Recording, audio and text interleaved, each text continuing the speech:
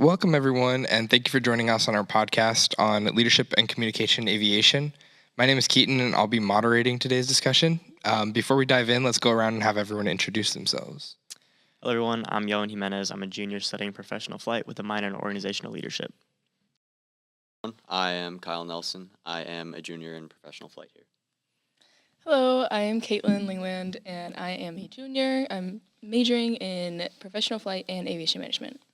Hi everyone, I'm Katie Essex. I'm also a junior majoring in professional flight and aviation management. Awesome. And as I said before, my name is Keaton, and I am majoring in professional flight and aviation management. So great. In today's podcast, we're going to explore the role of leadership and communication in aviation. First, we'll start by defining what leadership really means in a general sense and how it connects to aviation. And then we'll discuss why leadership is so critical both inside and outside the cockpit. And then we'll also take a look at some real-world case studies and recent research that highlights how leadership impacts aviation safety and training. And then finally, we'll wrap up by setting some more personal, smart goals to improve our own leadership potential as students and future professional pilots. So with that, let's get started.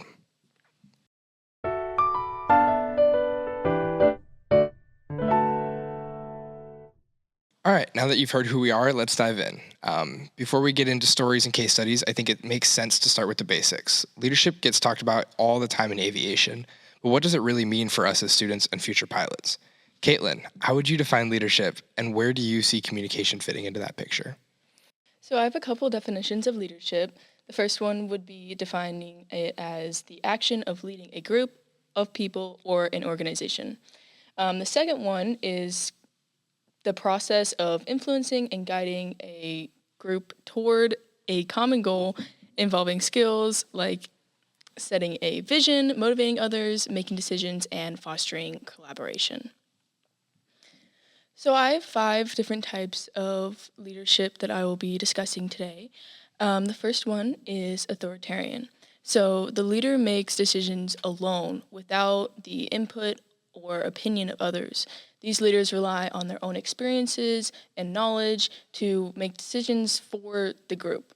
An example of this would be like a person directing traffic, so every car solely listens to the person directing traffic to tell them where to go and what to do. Another example of this is airline captains during the 1980s. Many accidents occurred due to poor decision-making by an authoritarian captain. The second one is democratic. So this is where a team is involved in the decision-making process. The leader allows the followers to express their opinions, and the leader uses these to make decisions with their team. An example of this would be like a manager holding a meeting to brainstorm solutions to a problem that they have. The manager is opening up the space for employees to express their opinions to help solve the problem together. Another example would be modern captains. So they're trained to lead a team in the flight deck and democratize decision-making. The third one is servant. So a servant leader prioritizes the team's needs over their own. While traditional leadership places the leader at the top of the pyramid, servant leadership places the leader at the bottom of the pyramid or last. An example of this would be in 2011, where the CEO of Nintendo took a 50% pay cut to prevent job layoffs after the company took a loss the year before. The fourth one is transformative. So this is focusing on vision and inspiration to encourage their followers to grow as individuals. This can be done through motivation, influence, consideration, or stimulation. So an example of this would be when a manager encourages their team to adopt a new software or technology. This would help the team grow as employees, and their leader would be helping transform them as individuals. A good CFI would lead transformatively by molding students into pilots not only that have excellent psychomotor skills, but have the proper mindset to make safe and non-risky decisions, as well as the ambition to continue being the best version of themselves as possible. And the last one is transactional. So this one is where the leader uses rewards and punishments based from the follower's performance or ability to reach the goal. So can be known as like the stick and carrot method, where the stick is used when the recipient has not done or did something poorly, and the carrot would be a reward if the recipient has completed or did something well. An example of this would be a manager rewarding their team with bonuses after a good profit period. The team receives bonuses after working hard and being successful in their work. So, now that I've said the 5 different kinds, I would like to open it up to you guys about what type of leader you would want to be. Yeah, I think that I would want to be a transformative leader. I remember I played a lot of youth sports when I was younger, and the coaches would always say that they don't want to only build good athletes, they want to build good men as well. And I think that as a CFI, it's important that we build good pilots, but on top of that, people who will thrive in the industry. So I think that, not just focusing on one aspect of, lifting that person up, but, focusing on the whole person themselves and being able to lift them up as a whole is pretty important as a leader. Yeah, I definitely agree with that, and honestly, that's exactly how I would put it as well. Yeah, I mean, I fully agree with that as well. During my CFI training, one of the biggest questions that was asked is, what is professionalism, right? And being a leader comes with being professional and holding yourself to the highest standard every day. So if you're able to make good pilots who are also professional pilots later on in life, then I think you've done your job as a CFI. Definitely agree. Yeah, 100%. Just being transformational, and then not only wanting you to progress in your professional path, but then also allowing other pilots and teaching them the ways of how do they want to lead in the future, setting that example first, and then allowing them to kind of follow in your footsteps is one of the things that we really want to build as CFIs and fellow pilots. Yeah, absolutely. Yeah. Another question that I have for you guys would be, have you had any good or bad leaders, and what could you learn from a good or a bad leader? I would say one of the best leaders I've had so far was probably my private pilot instructor. Coming to Purdue with no hours and no prior experience, he definitely had a heavy task trying to get me introduced to the aviation world and get me pretty proficient. And I would just say his consistency, the way that he taught, the way he was always looking out for me. I'll get into it later when I talk about importance outside the flight deck, but there were some aspects of his leadership that really shone throughout my training that I'd really admire and hope to bring into when I become a CFI. Awesome. Yeah, I had a very similar experience to that, but I also, I feel like I see bad leaders every day. One kind of trait that I see that is repeated over and over in a bad leader is being selfish in your leadership. So rather than leading towards a big group and leading towards the greater good of everyone, you are, looking at yourself, and that's about it. So. Yeah, just one of the biggest things that you can tell is when an instructor is in it for their hours. That's the last thing you want as an instructor. You want to be in there to help your students progress and make them good pilots, not just for yourself, not just because we're trying to reach a goal, but remember that our students are trying to reach a goal.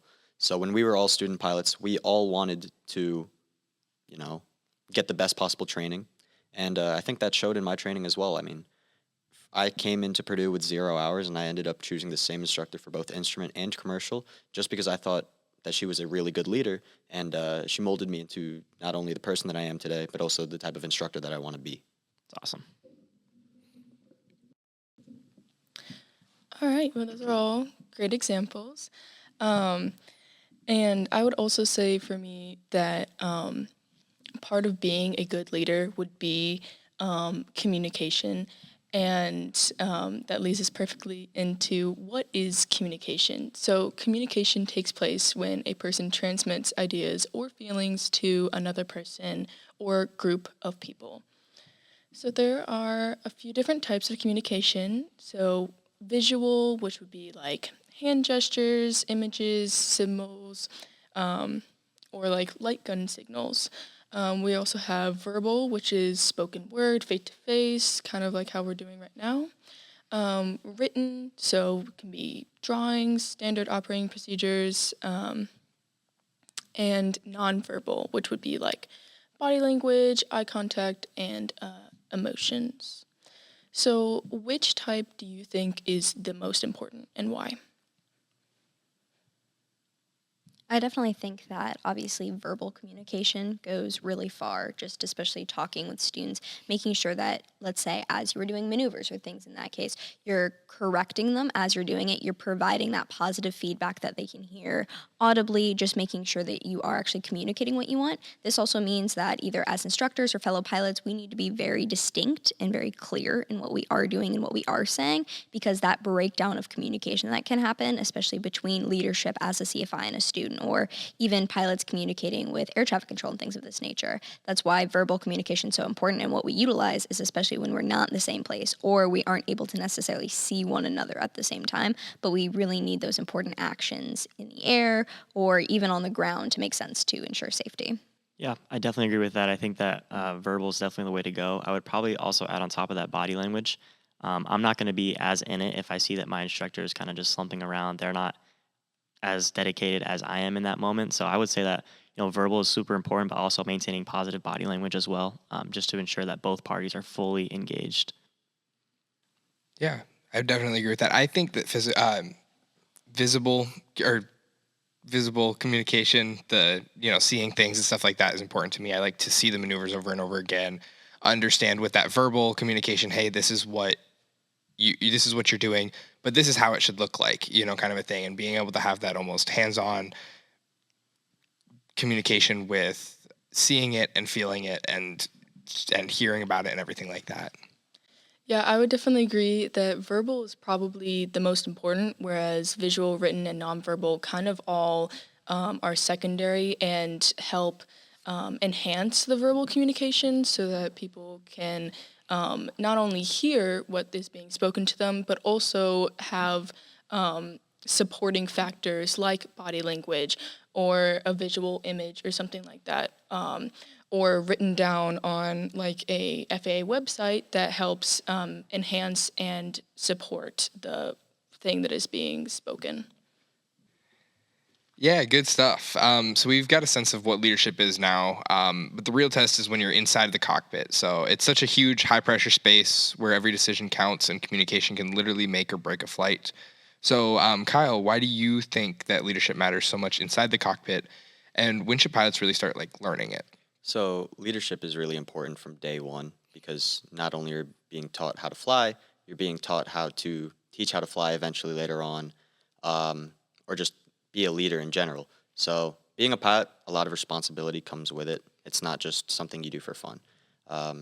If you make a mistake in the air, it's punishable by death. We're one of the only jobs where if you mess up, you could die.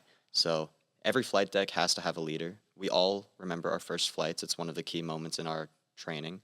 And you had to have had a leader in there. Obviously, you have had to have an instructor in there. So them being decisive, right, is really important, because we don't know how to land a plane. We don't know how to take off. We all tried using the yoke to turn when we first started taxiing. I mean, I remember I did that.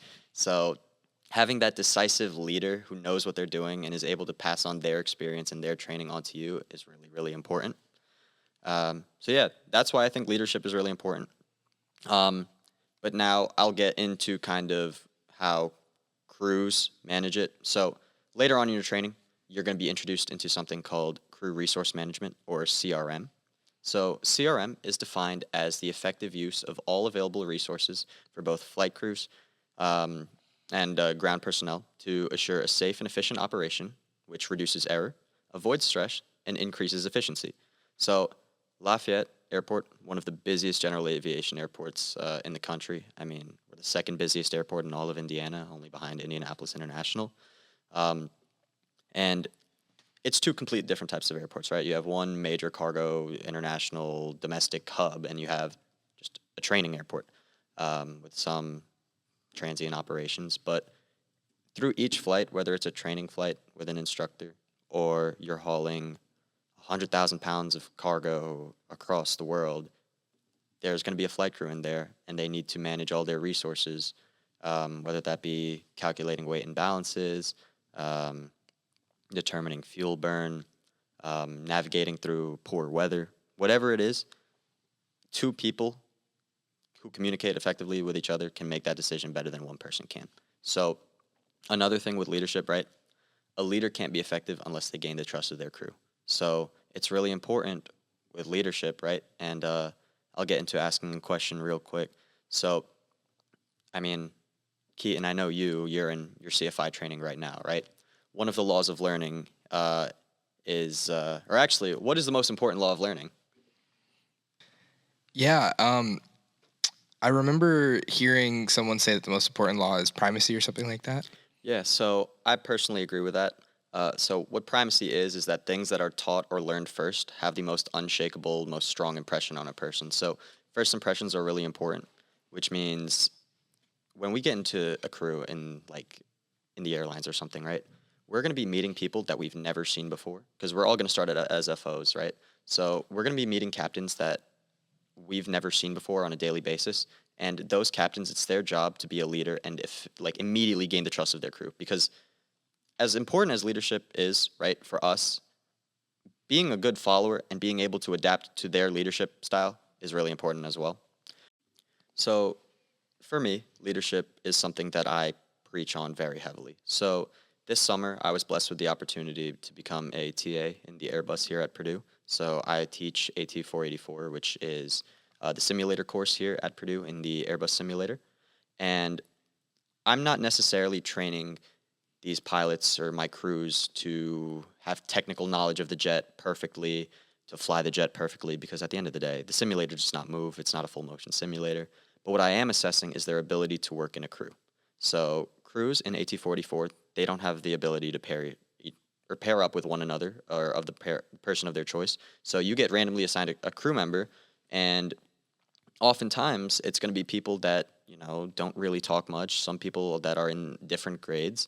So we're kind of looking to see how two people who sometimes have no idea who each other are at all, how they work together, how they process situations, what they take from their flight training, and how they can adapt that into a much larger, much quicker, much more demanding environment. So, yeah, doing that TA training and then now actually seeing that come to fruition in my actual time as a TA in the Airbus, it's really interesting to see how different crews work together, how different followership styles, how different leadership styles work, or how every person has a different way of flying things or telling their pilot monitoring what to do, essentially.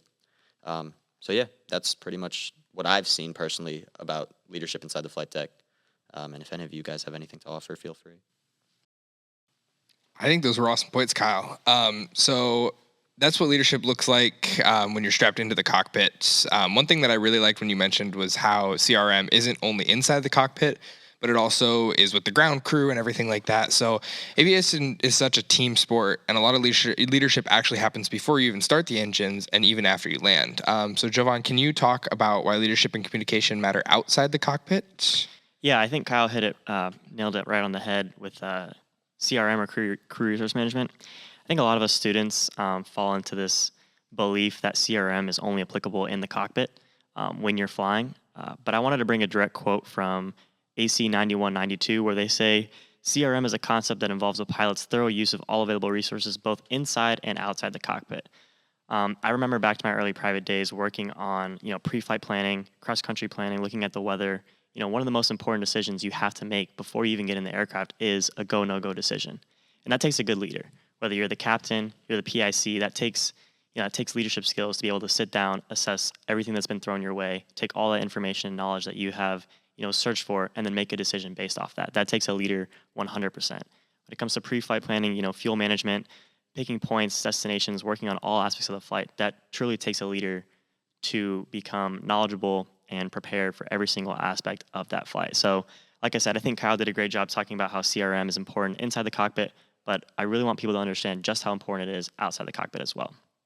Another example I want to talk about is instructors and students, right? Groundwork specifically. One of the things I've always thought about leadership is leading by example. You want to be that role model for the person that you're mentoring or the person that, you're overseeing. As a private student with no hours, my CFI, to me, was my biggest leader. He was the one who was showing me the ropes. Everything I learned from him or from what I was taught. So a good example I want to talk about is a little personal story really quickly. It's about cross-country training. So when I first learned the concept of cross-country training and planning, I was pretty stuck. I couldn't quite wrap my head around all the concepts that go into filling out that XC log. And I remember we had our first flight 7:30 on a Thursday, and that Wednesday night I was planning for it, and I just hit a roadblock. I would go on YouTube, watch videos. For some reason, I couldn't figure it out. So my gut told me to send him a text and give his thoughts. And immediately he responded back and he said, yeah, we're going to cancel the flight tomorrow and we're going to do 3 practice cross-country scenarios. And in my head, I was a little annoyed, right? Obviously, I wanted to get out there and fly. But it wasn't until later in my training that I realized that that was probably the best decision he could have made for me. And I really admire him for that, because what we did is, we did the first one together and then the next 2 I did on my own. And from there on out in training, I never had an issue again. And to me, that is a huge example of leadership outside the flight deck. Being a CFI and making sure your students have a full understanding of what it is they're actually doing, what kind of training they're going to go through. So that's just a little anecdote that I like to talk about when it comes to leadership outside of the cockpit. One final point I want to make when it comes to leadership outside of the cockpit is talking about safety culture. Primarily, I want to talk about here at Purdue. I think we're very lucky to have the safety culture that we do have. It all stems from leadership, right? So Stephanie Brown, being our director of safety, whether it comes to our just safety culture, safety reporting, the different outlets in which she communicates to us students, also with our monthly meetings. I think without that, we'd see a huge lack of leadership. And then what she does trickles down to all the instructors and then the students. So, what we see, right, on the outside scope from her and her communications to the instructors and students, that is a perfect example of leadership that then gets instilled inside of us. I think if you ask any Purdue aviation student, what's the most important thing, we're going to say safety, right? And that's a factor of communication and leadership from, the people that are overseeing our flight training.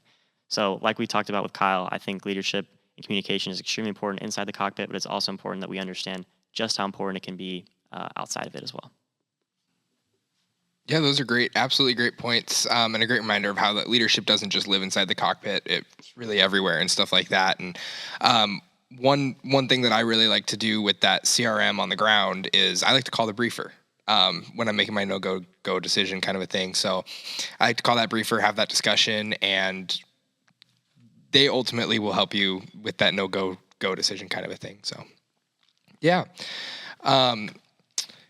Going into now, Katie, I believe you pulled together some case studies and research on leadership communication, stuff like that. Can you walk us through a couple of real-world examples where leadership and communication played a big role?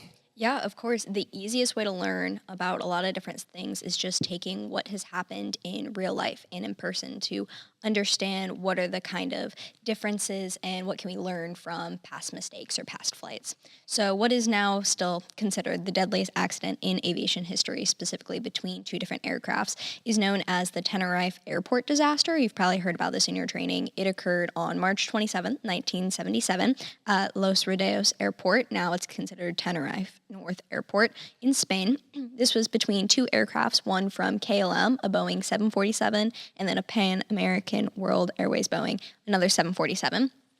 This unfortunately killed 583 people from the 2 flights, and only 61 passengers survived from the Pan Am flight.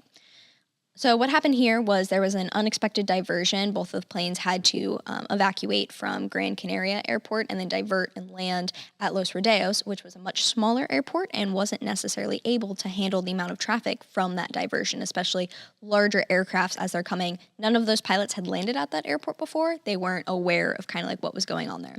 Additionally, there was a lot of fog and congestion, so just add in another situation, one on top of another. So then what ended up happening was the tower and the communication there was having the planes kind of divert and stay within the apron, stay on the different ramps. And some were even staying on the taxiways just because they didn't have enough room for all of those diverted flights due to the large size and then just the unpreparedness of everyone for getting those aircraft back out. Especially now thinking about this fog, that's going to make this a lot difficult when the tower, they also didn't have ground radar, so they weren't necessarily able to see those different planes. So what ended up happening was as the KLM flight was preparing for departure, they had refueled, they were ready for depart, and the captain was especially eager to leave before reaching their time limits that every pilot has. And then they also were worried about that weather. The Pan Am flight was instructed to backtrack the runway and then exit via the 3rd taxiway, because what ended up happening was the tower there had all of the aircraft back taxi, which is technically going on that runway and then coming back to take off. So they had the KLM flight backtrack all the way and then wait for takeoff at the end. And they had the Pan Am flight also on the runway, but they were getting off on a taxiway and then coming around to take off. However, by the time the KLM was communicating with Tower, they believed that they had gotten a clearance. However, Tower had told them to stand by for takeoff. Unfortunately, that KLM captain was so impatient that they ended up taking off as the Pan Am flight was still on that runway. Due to the fog and the different conditions, they were really only able to see about 300 meters from where they were. So because of this, they didn't realize that the Pan Am flight was still there. Due to the communication in that cockpit and the fact that the KLM captain was so intent on taking off, they ended up taking off, and then their engines and the back of that plane ended up colliding with that Pan Am flight, unfortunately. And so because of that kind of simultaneous transmissions, different things like that, that captain wanting to take off, this is eventually what they found led to that accident and all the different procedures. So one of the things that we realized about this incident was a lot of it was that communication, that leadership from that captain, where the subordinates didn't challenge that captain. They weren't able to talk about, hey, is this the right decision? Like, can you see another aircraft? So it's really just even talking about, as a captain, what are your roles? What is your job in that cockpit in order to understand, are we ready to take off? Did we get the appropriate clearance? And then realizing that as the leader or the person in charge, you still have to listen and pay attention to everyone else in that cockpit. Yeah, absolutely. That KLM captain was like very highly respected and everything like that. And, Correct. do you think that airline culture today makes it easier for junior crew members to challenge captains compared to back then? Is that something that's kind of evolving now, or? Yeah, I think there's definitely still some issues there. We talk a lot about this thing called the communication gradient, and then how messages flow down. Who's really the person in charge of that flight, and whose opinions are we going to listen to? This is why, as we stated earlier, crew resource management is so important. But even just thinking, as we have earlier and earlier pilots, people maybe around the same hours working in that cockpit, I mean, this is where you're really going to see the importance of that communication between different people occurring. Yeah, absolutely. Absolutely.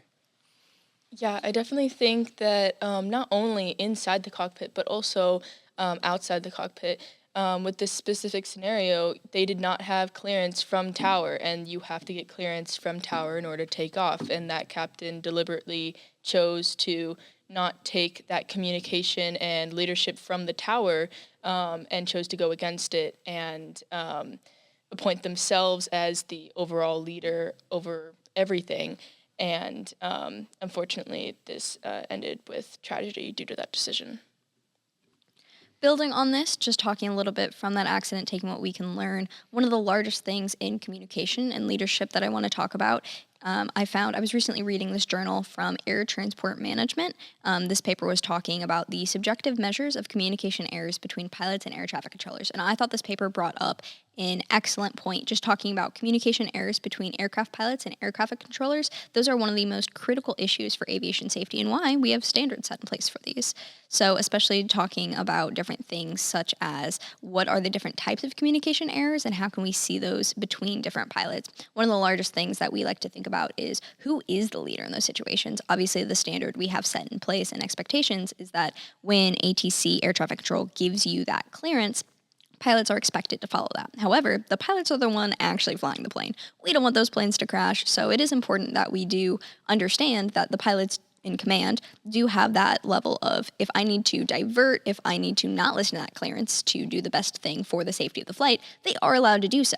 So this brings up an excellent question of who defines themselves as that leader in communication between pilots and ATC, and then what issues could possibly arise from that dynamic. Yeah, I definitely think that's a tricky scenario. I think as young pilots, we're taught that ATC is there as a resource.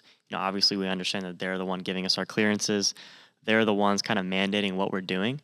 But as PIC, we're taught aviate, navigate, communicate, right? And communicate is kind of last for a reason. In a high stress, high tense emergency situation, we're going to want to fly the plane, figure out what we're doing, plan of action, and then communicate. I think it can get kind of confusing with who the actual leader is. I like to think it's the pilot, right? But obviously, we're receiving clearances and getting cleared to do certain tasks from ATC. Like you said, that this is a definite high cause for accidents. This can be seen quite commonly in the aviation industry, miscommunications between ATC and the pilots. I think that going forward, the most important thing is just being as clear as possible, right? Streamlining your communication to ATC, always keeping them in thought. That way that, you can really kind of create effective communication with them. As long as you have that intention in your mind as the PIC to collaborate with ATC and communicate clearly with them, then I think that's how you can avoid any issues going forward. Yeah, I definitely agree. I would say that it's definitely more of a democratic kind of leadership where the PIC is the one that is in charge of the aircraft and everybody on it. But they are using a team involved in the decision-making process as like ATC as a resource. Then the aviate, navigate, communicate, where they have to communicate last. I agree that aviate first and then navigate, because you need to plan of action now because you don't know how much time you'll have in an emergency situation. And then if you can communicate to ATC about what you're doing so then they can communicate it to other people. But I definitely think it would be more of a democratic kind of leadership where the captain is the leader and then they are taking in opinions from their crew and also from ATC to make their decisions. Yeah, absolutely. So I guess now we've defined leadership, and we've talked about where it matters, and we've seen what happens when it goes wrong. So let's bring it back to us here. We can't control history, but we can work on ourselves, obviously. So one of the best ways to do that is by setting SMART goals. Those are specific, measurable, achievable, relevant, and time-bound goals. We all prepared a SMART goal. Does anyone want to share theirs really quick here? Yep, I'd be happy to. So I'm a part of an organization called Aviation Day. This is essentially a group that works together throughout the year to put on an event for the community. My SMART goal pertains to that. I said, as the year progresses, I will implement monthly check-ins and deadlines to ensure progression towards individual tasks and goals with the hopes of seeing 100% completion rate of all tasks. This will continue for the entirety of the semester and then will increase to twice a month check-ins for the spring semester up until the event. This will show a sense of persistence in my leadership abilities, hopefully influencing those around me to have the same mentality. I think that leadership is definitely a trickle-down mentality. And one of the ways I think I can be an effective leader is through effective communication. I think communication is an underrated skill when it comes to leadership, and my goal is to be the best communicator that I can, the best influencer that I can, and then hopefully trickle that down to affect those around me to create kind of a positive culture going forward. Yeah, I fully agree. I mean, I really like how you set that goal for yourself. I really like what you are doing with PAD. So, yeah, more so for myself. One thing I go by is that the numbers don't lie, right? Statistics, data, they don't really lie. So that's kind of what my SMART goal is centered around. So by the end of the spring 2026 semester, I want to make sure that my students excel in all of their flight courses. And more so for myself, right? I want to have at least 200 hours of dual given, 500 total flight hours, and I want to have an 80% or greater pass rate within my first 5 check ride sign-offs. So how am I going to ensure this? I can fly with each of my students at least twice a week, do a ground discussion with them at least once a week, and I can measure their performance by seeing how many skills they excel in or where they're behind, as prescribed in the airman certification standards for whichever license or rating they might be trying to obtain. It's an awesome goal. Yeah, it's a great goal. I think that my goal here is by the end of the semester that I want to complete my commercial pilot certificate. Stay on track for that. I'm going to finish my written exam, hopefully by next week. We'll see. I want to log at least 7 hours a week. Has been kind of my goal, with a minimum of at least 3 flights a week, trying to get those extra slots and everything like that. I'm also dedicating a time each week to study specifically for my oral and then currently my written. And then progress through that can be measured through how much time I'm getting per week, instructor feedback, successful completion of my written, and then obviously the completion of my check ride in the end there. So. Yeah, fantastic goal. All right, let's wrap this up really quick. Today we talked about what leadership means in aviation, why it's critical both inside and outside of the cockpit, and we looked at real-world examples that showed how leadership, or the lack of it, changes outcomes. We also shared some personal SMART goals that we'll use to build our own leadership potential. And at the end of the day, leadership in aviation really comes down to communication, teamwork, and responsibility. It's something that we're practicing now as students, and it's something to matter even more. That's going to matter even more once we're in like the professional flight decks and everything like that. So awesome. Well, thank you so much for listening. We hope you found something in here that you can take in your own training and future careers.